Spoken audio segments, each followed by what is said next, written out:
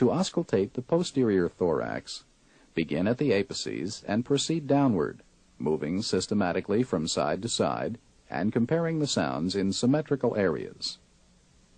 Using the diaphragm of the stethoscope, listen to at least one entire breathing cycle at each location.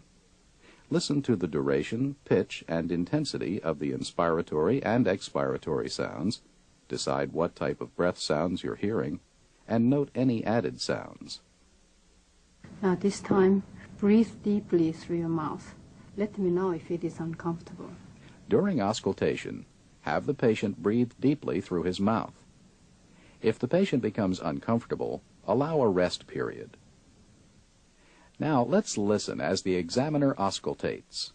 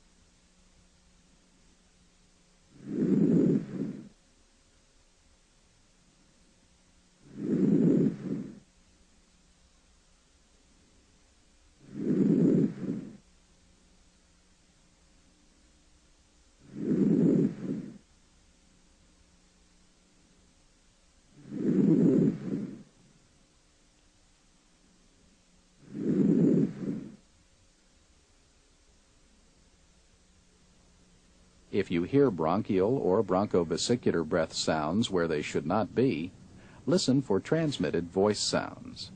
Now I want to say 99, please.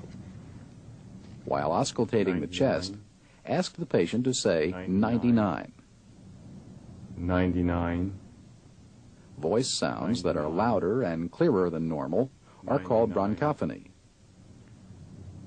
99. This time, would you say E? Then have the patient say E. E. When E sounds like A and has a nasal quality, egophony is present. E. E. This time, would you whisper 1, 2, 3, please? Finally, ask the patient to whisper 1, 2, 3. When these sounds are louder and clearer than normal, whispered pectoriloquy is present. All these changes in voice sounds suggest the air-filled lung has become airless.